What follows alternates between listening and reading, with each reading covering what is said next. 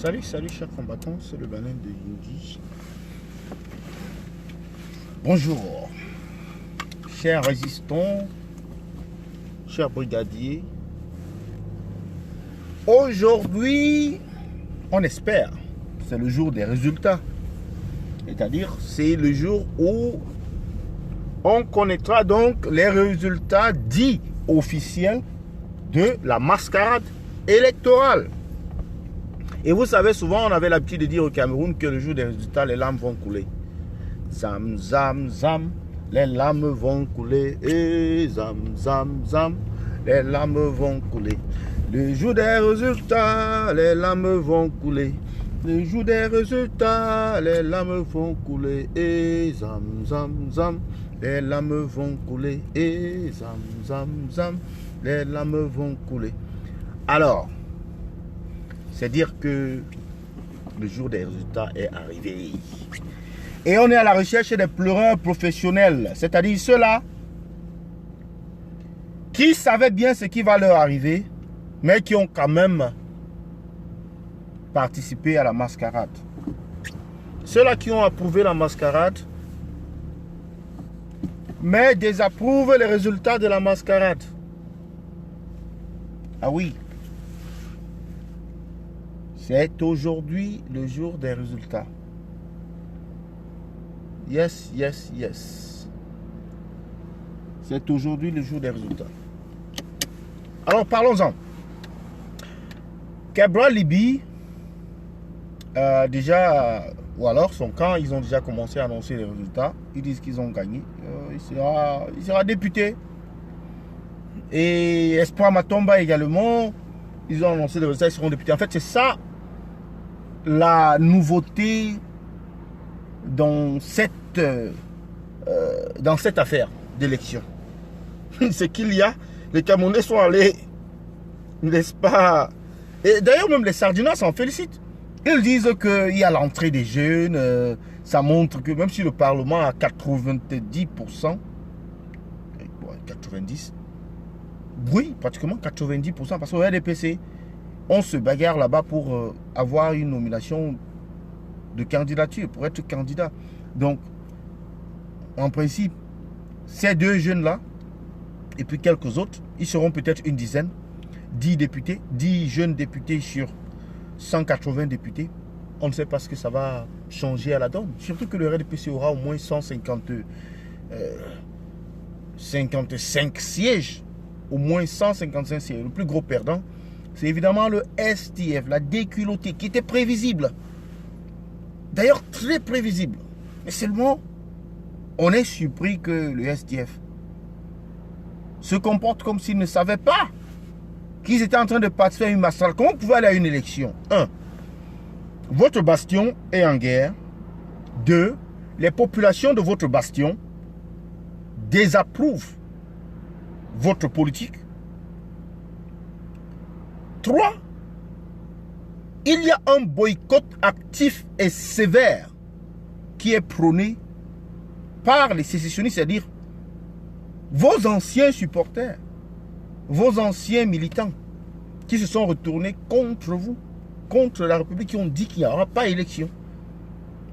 Et devant tout cela, vous acceptez d'aller aux élections alors que vous avez 2 provinces qui sont fortement touchés par cette crise. Si ce n'est pas la folie, je ne sais pas quoi d'autre c'est que c'est la magie. C'est soit la folie ou la magie, quoi. Et donc le SDF, ce qui leur arrive aujourd'hui, ce qui était très bien, même un fou pouvait s'en rendre compte. Je ne sais pas comment eux, ils ne se sont pas rendus compte. Même un fou pouvait s'en rendre compte. C'était quoi le game? Oui, c'est la politique du ventre.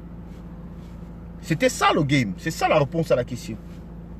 Et donc, aujourd'hui, c'est le jour des résultats, les larmes vont couler, on va entendre des gens crier, vociférer, pleurnicher. Ah, le RDPC a fait ceci, le RDPC a fait cela.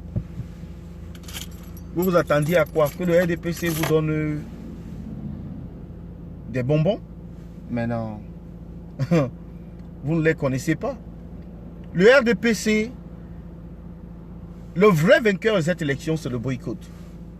Et le boycott a même boycotté le tribalisme. Oui. Ce tribalisme à 2 balles là que les RDPCistes ont, n'est-ce pas, commencé là au Cameroun. Le boycott a boycotté cela. Puisque même au sud, il y a eu abstention. On le sait. On a vu les décomptes, c'est-à-dire des voix, on a vu le comptage des voix, on a vu les, n'est-ce pas, le dépouillement. On a vu, il y a des preuves assez solides que le boycott a été suivi du nord au sud, de l'est à l'ouest. Partout, il était national. Le boycott ne connaissait pas de tribu. Le boycott c'est-à-dire, n'avait pas d'amis. Donc, le boycott est le grand vainqueur de cette élection. Ce qui envoie un signal fort à Yaoundé, c'est que votre régime, votre système, vos élections peuvent être légales, mais elles ne vous donnent aucune légitimité. Un peu comme le hold-up électoral. Cela construit donc cette image, et qui est d'ailleurs vrai, que votre régime est aux aguets, il est à la fin, il est agonisant, il est fini. Il est fini. Tout ce qui reste, c'est que le peuple camerounais, dans un sursaut national, décide de vous mettre dehors. Et cela va arriver bientôt. Ça va arriver. Donc, continuez, n'est-ce pas, de prétendre que les Camerounais sont des... Ils sont des bêtes, ou ils sont des... comment je peux dire... où ils ne réfléchissent pas, où ils sont des mougous, où ils sont des lâches. Mais le jour où ce peuple-là va se lever, et ce jour-là approche, on ne vous dira pas. Comme disait Ibala, là, vos châteaux là, ce sont des ambassadeurs qui vont résider désormais là-bas. On va tout récupérer. Vos châteaux là, on va tout récupérer. Et vous n'aurez même pas un endroit là où vous irez vous cacher. Même à l'étranger. Parce que même à l'étranger, on va vous traquer. C'est le Banen de Yingui. C'était tout ce que j'avais pour vous ce matin. Bonne journée et à bientôt. Bye bye.